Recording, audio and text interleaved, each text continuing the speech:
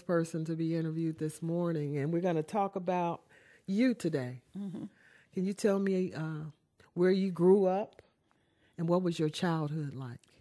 Well, I grew up in the South. And where in the South? I grew up I was born in Grenada, Mississippi, but I grew up in Greenwood, Mississippi. And my childhood, my mother and my father were very religious people.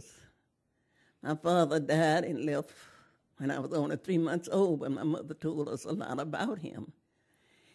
He was really wrapped up in Jesus. He was a deacon of the church. And before he died, he talked to my mother about heaven. He told my mother he had to leave her. He said, but bring the children. And I was listening to that as a little girl. It was 6 of us, and I'm the youngest one out of the 6. Mm-hmm. So when my mother would be talking, mostly to my older sisters and brothers, I would be listening. Everything I would listen, and I would take it in, and she was telling me about my father. And I always wanted to know him, because they said so many good things about him. My grandmother told me he was a man among men. And so before he passed away, he told my mother, he said, dying is not hard for a Christian. And I was a little girl, and I would listen to all of that. I was taking it in. And just before he died, he told my mother he saw the angels coming after him. Mm-hmm. My mother said she thought he was talking out of his head, but she was young too. My mother was only 29 years old when my father died. And I said he took a deep breath and he went on to heaven. He said, bring the children. And so I was listening to that. I was just a little girl, but I was listening to that. And I don't know, after I grew up, I wonder why I was paying so much attention to that. And that made me want to know him. I didn't know him. At 3 months old, you don't know nothing. When you say know him, who? My father. Mm-hmm. And so that really started me to praying because I wanted to know my father so badly. And when I was a little girl, tears used to settle in my eyes, wished I knew my dad. So I started praying. And then as I grew up, I heard about Jesus. This is truth. I was just a little girl. And I used to take my mother's Bible around on my arm, asking the Lord to help me to learn how to read so I can go to heaven and see my father. And they told me about Jesus. And I said, he started in mission when he was 12 years old. And I said, that's when I want to start, give my life to Christ, when I'm 12 years old. So you were part of the Baptist church? At the Baptist church. At the Baptist church in Grenada. No, we left Grenada. I was born in Grenada, but we moved out to Greenwood when I was 6 years of age. And I started praying, but I didn't accept Christ until I was 14. But that day is a day I'll never forget. Tell me about it. I tell you, something happened to me. They used to, in my day, they used to call it the mourner's bench. They used to take all the sinners and put them on the front seat and pray over them. The deacons and the mother would come around and pray for them and pray over them. So I wanted to find Christ before that revival closed out. I wanted to be saved. And I know that Jesus had told Nicodemus what he had to do to be saved, to be born again, he said. And that's what I wanted to do. So I prayed that day, sitting on that front seat. That was in Carroll County, Mississippi. Carroll County, Mississippi. Yeah, out from Greenwood. And so that day something happened to me. I can't explain it. How did it feel? I saw the Lord. He was just waiting on me. I was on one side, and he was on the other, and I didn't see nobody else in that church but me and the Lord. And Satan was trying to tell me I was too young. Was it a physical being or was it a spiritual? It was a spiritual thing, but I was still there in the church. But something happened. I didn't see nobody else in that church but me, myself, God, and Satan were trying to persuade me not to give my life to Christ. And I was determined to give my life to Christ because I had heaven on my mind. Ever since I was a little bitty girl, I wanted to see my father, and I wanted to do like Jesus. I wanted to be saved. Yes. So I used to just pray somebody do something to me, I'd go pray. Instead of fighting back, I'd go pray. And today I always feel like whatever come in my life, I turn it over to God, let him fight my battle. That's quite a testimony. But tell me, how was life like with your mother raising the children without your dad around? It was beautiful. My mother was a praying woman. And she was, in her younger days, she sung in the choir. She loved to sing, and she was the secretary of the church. And she prayed. We had to always say our prayer before we go to bed. Before we eat, we had to say verses. And when we asked our mother for something, we always had to say, please, ma'am. And when she gave it to us, we always had to say, thank you. So that's in my mind today. I always be so thankful when somebody do something for me. And I never take anything for granted. And I'm so grateful. And so we always, my mother is raised that we always say our prayer before we go to bed. We always had to go to Sunday school. What was the prayer that you said when you were a kid? The first one, lay me down to sleep. I pray the Lord my soul will keep. If I should die before I wake, I pray the Lord my soul will take. Now, after we got older, we said the Lord's Prayer then. But when we lived, we said that prayer. Was the Lord's Prayer hard to master? No, it wasn't. It really wasn't. I don't know. I used to go to church, and I could go back home and really preach the sermons with the preacher. I don't know why I would do this, but I would pay so much attention to what be going on just a little good after I grew up. I wonder, why would I do that? But I would pay so much attention to what was going on in church because I always wanted to go to heaven. What was your mother's name? Luvinia Richardson. She was young before she married. And your dad's name again? Archie Richardson. Archie Richardson, a man among men. My grandmother told me, I said, I was about 16 then. And my grandmother told me, I said, I wish I knew my dad. I just always wanted to know my father because everybody spoke so well of him, And my sisters and brother being older than me, they'd be talking about him. And I thought I remembered him until I realized it's 3 months you don't remember nothing. And I said, I want to go to heaven to see my dad. Do you look like him? Who do you look like between your parents? My mother said my hair was, my hair like my dad. It's curly. It's kind of curly hair. Who do you act like? I really don't know because my mother and father both were very religious, very religious. She had rules. You went by those rules. She looked at you, and you did what you were supposed to do. And we just loved it to death. And so I guess we like our mother and father because both of them were very, very religious. And so, what was growing up like with your siblings and it was beautiful during those times? With racial prejudice that we hear about, and how was it for you kids managing that? It was beautiful because you know what, we got along so good. My sister and brother was so good to me. They were just so sweet to me. I never remember them doing me, like some children, right? But they never did.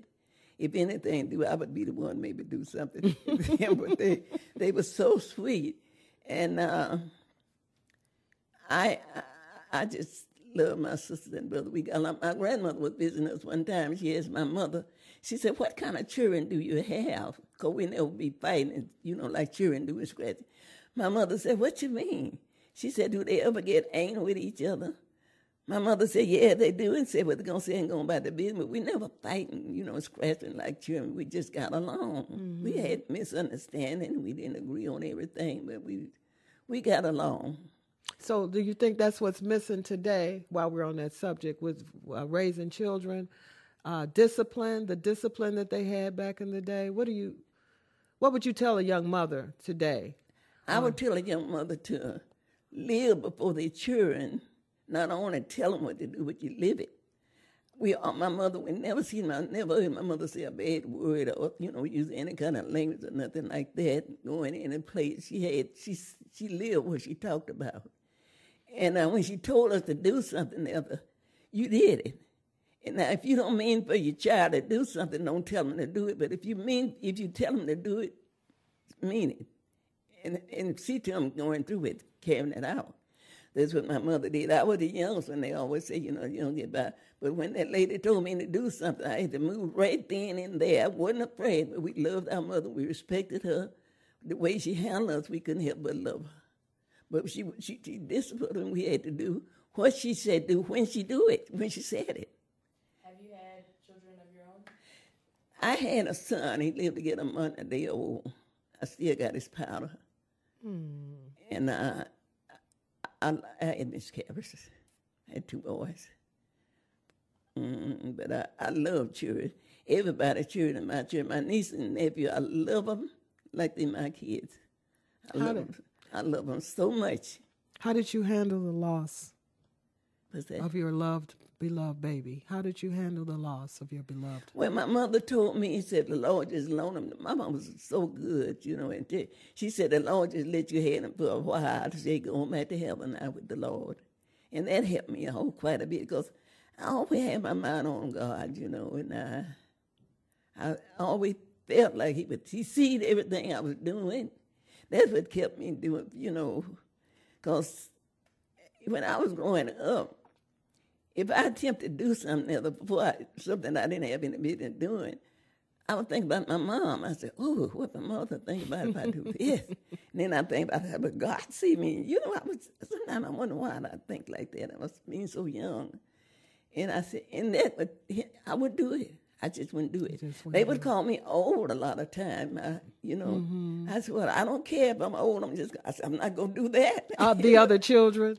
Yeah, my friends that I'd be with, They would call me old because I wouldn't do a lot of things but if you pray, and once you accept Christ in your heart, you got somebody inside of you just won't let you do a lot of things. Yes. Even though you might want to do it, but you can't do it because it's God's controlling you. Tell me about your how you met your Mr. White. Well, it was a strange thing. It was so funny. I had prayed and asked the Lord for me a husband. I got tired of friends, boyfriend, and all that stuff. And I was ready to settle down and get married. So I asked the Lord, I prayed, and I asked the Lord, I told him what kind of person I wanted. And the Lord gave him to me. But when I met him, I didn't think, he was one. I met him, I was on my way home, and some friends passed by in a driving and asked us if we wanted to ride with them. And I got in the car, and my husband was sitting in the back seat, and I looked over my left shoulder, I never forget it, and looked down in his lap and looked back up in his face. Mm-hmm. And when he got out the car, somehow I watched him long as I could see him. I don't know why I did it until he got out of sight. And the next week, he came to work right in front of where we were living at, me and my mother, my brother, he came to work. And so that was in April, in the month of April. So that's when he first started talking to me. But I didn't go out with him until the next year in April. But he was steady pressing. But this was the main for me because he steady pressing and I was continuing to turn him away. Mm-hmm. And the next year later, I went out with him. He took me out to the movies and everything. Mm-hmm. They was going out, sure enough. And the next year in April, we got married. Mm. And I tell you, the Lord spoke to me and said that's a good man. And I had never met nobody like him before. He was really a good man until the day the Lord took him. When the Lord took him, he took him in April. I met him in April. Our first date was in April the next year, and we got married the next April. And when he passed away, it was in April. How many years? 20 years and 3 days. Mm-hmm. And on his deathbed, he was sitting looking at when in the hospital. He said, I wish I could stay around long enough to fix it where you won't have to work so hard. He was a God. He was a good man. My people loved him so much. Describe him. What made you fall in love with him? He was so kind. I never met nobody like him before. Mm-hmm. At all, I was trying to push him away. He kept pushing forward. And always, I would just wasn't acting nice. Because when I see him, I'd turn and go down the street another way. If I see him before he see me. But that didn't deter him. He was so nice and so kind. Is that what caused you to fall in love with him? Because he was, what was it? It was that too. It was that. And then I had prayed. This was the main for me. It wasn't no way I could get away from it. And then when we got married, we always had a lot of fun. We played and we just had so much fun together. Never, we disagreed, but we'd always wind up laughing. Mm-hmm. And sometimes I say I would try to get angry with him. I remember one day I told myself, I'm not going to speak to you in 3 days. I don't know why I would say that. Went in the room and thought about something else. I come out, Jim. I said, I'm not supposed to talk. We just laughed because I forgot about it. I wasn't supposed to speak to him 3 days. So he just was a good-hearted man to everybody, and he was just sweet as he could be. What lessons have you learned from your marriage? I've learned for that life. You don't get, the Spirit always talk to me. I prayed a lot. I just really prayed. My husband told me one time, he said, I'd be praying out loud. He said, Lord, get tired of you. I said, no, I don't. And I would be praying out loud. You know how young people did. Mm-hmm. I would be praying out loud. I said, no, I don't. And I've learned to not to expect everything like you want it. You give in to your husband or your wife if it's something nice that he would like or she would like. And then I've told my nieces, and even though they got married years ago, I said, when you accept it, grateful. Although you don't like it, but you're going to go along with it because they like it. Something they would enjoy doing. Mm-hmm. Something nice they do, and somewhere they want to go. I don't want to go, but I'll go because he wants to go, and I'm not going to go, looking like I'm unhappy. I'll be happy because he happy. I learned to do that, not to want everything like I wanted, to be happy with some things that he want or she want. And that would make it better. So we do things like that together. Some things he'd like, I like, he didn't like, he'd go along with me because I like it. Something I like, I go along with him because he like it. What were some of your favorite moments together? We like I said, we played a lot. You would think we was kids. My sister was living on the second floor sometimes. She said, what all that noise down there? We'd be up in the floor wrestling. They used to say I was very strong when I was young, and we would be wrestling. And sometimes I said, you play me like you playing with another man. He said, if I didn't, you would whoop me. He said, I have to handle you rough. And so I just miss him. I just miss him because he just wasn't one to play. He never walk out of the house and go to work. We'd always kiss before he go to work. Then I ain't going to be just get that salute, give a kiss and go on to work. And he'd always make eyes and, I miss all of that. How long has it been since he left? Been 48 years, I think it is. 48 years. 40 years. I still miss my whole life.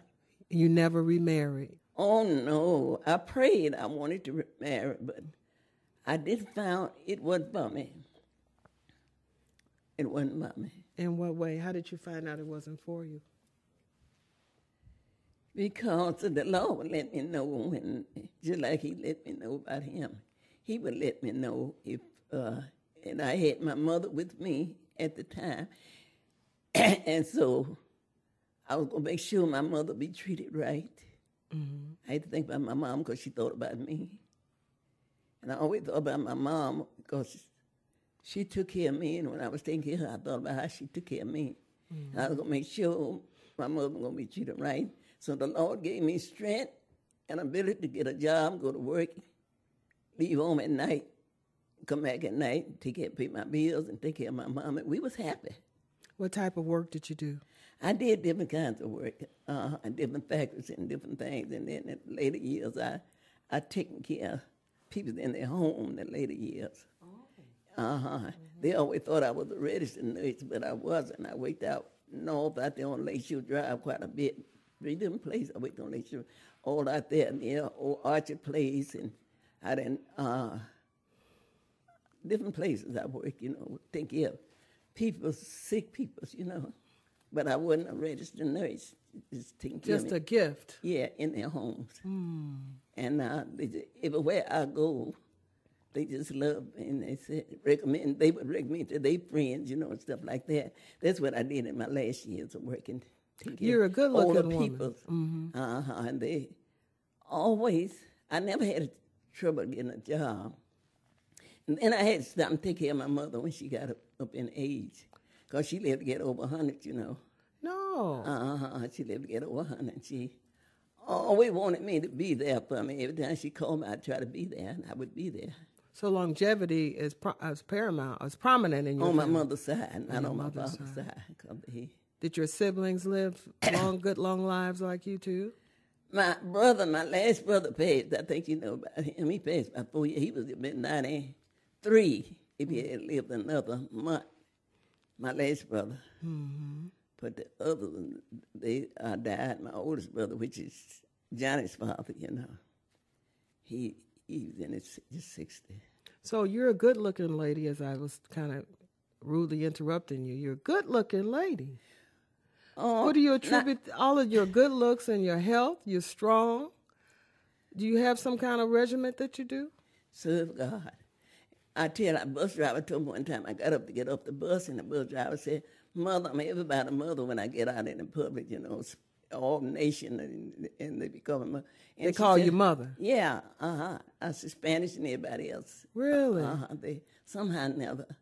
And so I got up to get off the bus, and she said, "Mother, tell me what you do." I didn't know what she was watching me. She watched me when I got on the bus, the city bus. She watched me when I got on.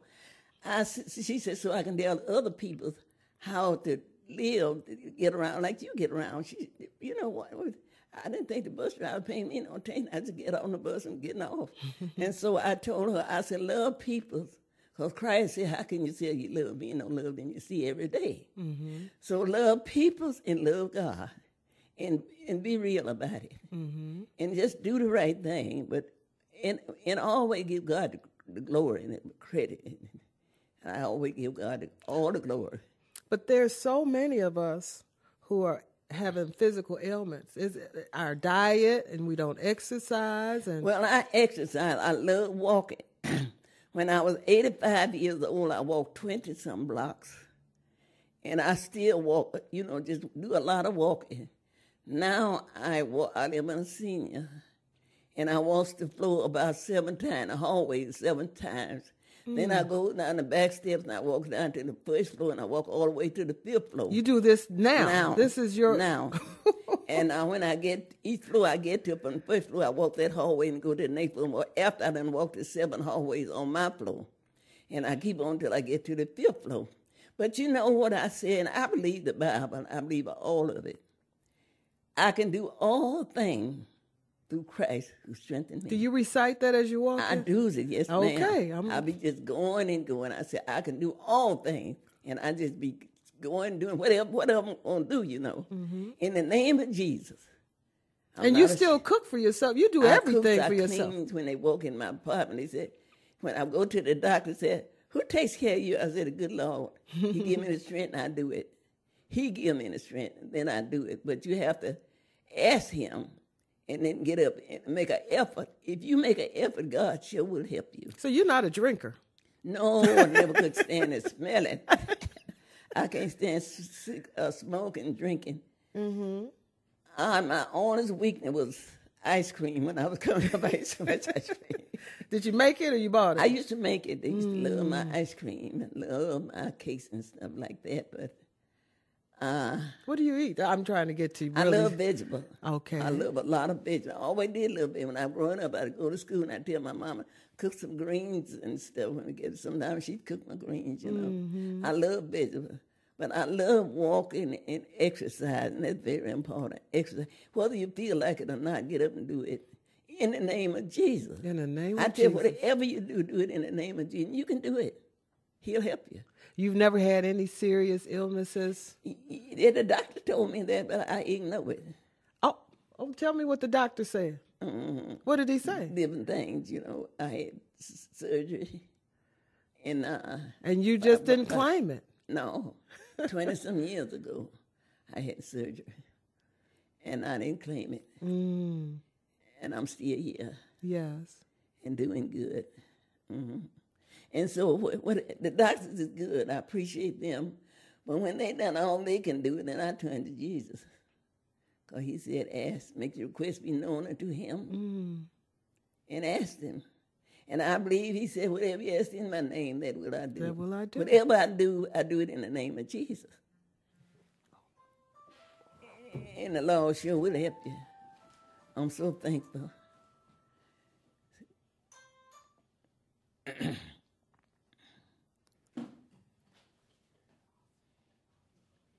So how did you end up in Chicago? Well, we was living in Granite City, Illinois, back when the World War II was over in it. That's where I was living. I'm from East St. Louis, Granite City, Illinois. And my oldest brother and his wife kept writing for us to come here to live. He was in service too, but he had gotten out of service. All three of my brothers was in service in World War II. And I prayed a lot then because I wasn't married at that time when most of them were in there. And I just prayed. Went through so much in World War II, and I prayed so hard. The Lord let my brothers come home, and he brought all three of them back home. And I'm so thankful for that. And so we wound up living out in Granite City, Illinois. When I came to Chicago, that's where we were living. We came here because my brother and his wife kept asking us to come, so we came here. And my husband got a job, went to work, and so we've been here ever since, 60-some years, almost 70 years. So when you were living in Granite City, you moved there from Mississippi? Well, I lived in Indianapolis, Indiana. I went there when we first got married. We lived in Indianapolis, Indiana. Me and my husband, we just kind of moved around when we first got married, but our home's in Mississippi. There's still home, it's Mississippi. But we lived in Indianapolis, Indiana a little while, and then went back to Mississippi, and then went to Granite City, Illinois, and that's where we came from when we came to Chicago, out from East St. Louis. And my people live in, a lot of people in St. Louis now. I go down there pretty often, the schoolmates down there. What few live in, I can count them on my hand. Mm-hmm. The most of them going on to be with the Lord. And so I just thank God for allowing me to be here these 92 years. Have you experienced any miracles? It's a miracle for me to be here. And it's just so many miracles, I just can't hardly tell them all. Because I was praying for a place to live back in the 40s. In Chicago, people used to have decent place to live, like, with houses, but like this, and I wanted my own place. And I prayed then, I saw God again in a vision. And I came out of this vision before I found out what he was saying. I said, I wish God I stayed in this vision until I found out what he was telling me. 3 days later, God told me, I'm still with you. And after that, my husband went down to the store, and he come back and said, a lady told me to come down there, and she had a place for me. Where we could have our own kitchen. And after that, God blessed everything I touched up until now. And that's been 50-some years or 60-some years ago. 50-some. Yeah, 50-some years ago. Everything I touch it. I believe if you pray and wait on God, he'll fix it. Well, what church are you a member of? Metropolitan Missionary Baptist Church. How long have you been there? I've been there, I think it's about 67 or 68 years. You've seen a lot. Whole lot. I've seen the city change a whole lot. Mm-hmm. What kind of changes have you seen? All kind, honey. Building, the neighborhood have changed completely. It's just look like a different city. It's changed completely. Within the church, what changes have you seen? Oh, the church looked like a different church. I marched in the church when they marched in there. And the church looked like a different church, just sitting on the same place, in the same place, but it's so different. Better, worse? Well, the church is all right, but it's just different. It's just not the same, not the same. So, but you still got to stay with God. If you stay with Him, you'll be okay. Do you think the church changed, or you think you changed? Things changed around you. The church is me. Mm-hmm. But let me see, how can I put that? I've changed because I'm about to try to change for the better. I change all the time. But I'm trying to change to be better and not worse. I'm trying to grow in spirit because my mind is really, I come too far now to turn back. And I want to get stronger as I grow. Yes. What's your plans for the future? Well, I just want to, you know, like some people say, every year they have a New Year resolution. Every year mine is to get closer to God. That's been my resolution. I want to get closer to the Lord. And that's been my resolution for years. I just want to be a better person. I want to learn how to be more understanding, more loving, more kind, more patient with people, and try to help somebody. You know, I just don't want to think about myself all the time. My mind is always trying to help somebody. You know, forget about myself. I used to be driving along and think, I said, Lord, bless me, so and so, and I want to do this, I want to do that. And sometimes I talk to myself, I say, well, what about me? I be thinking about the other people so much. That been years ago, you know. And I would have to laugh. I would be thinking about trying to help somebody else somewhere because I get a good feeling out of doing some good for other people. Because I feel like the Lord will take care of me. He always have. Don't be easy all the time, but I accept it because I know he fix it. He'll provide. He fix it. Yes, he will. Well, we're winding down to the end of this wonderful conversation. And I just have one final question, and you can briefly answer it. How do you want to be remembered, Mrs. White? I want to be remembered as somebody trying to do God's will. Trying to do God's will. Help me to do and help somebody. Help somebody. And do the will of God. And I tell them, one thing about it, if we do his will, we'll be okay. Because his word is not our home. We're just only passing through. And I want to realize that. I realize that. And I love peoples. And I love God. And all my determination from a little girl to try to make it in. I want to see Jesus. And I want to see my peoples. Can you sing us a song going out? Huh? Can you No, sing I'm us not a a hymn? singer. You don't know a I never could hymn? sing. Before my voice broke, I used to sing hymns. My mother used to love me singing hymns. You got one your mother used to sing? We'll go off with that. I can't sing. You can't You sing? know, my voice is broken. Okay. Well, Whatever. I sure want to thank you for this time.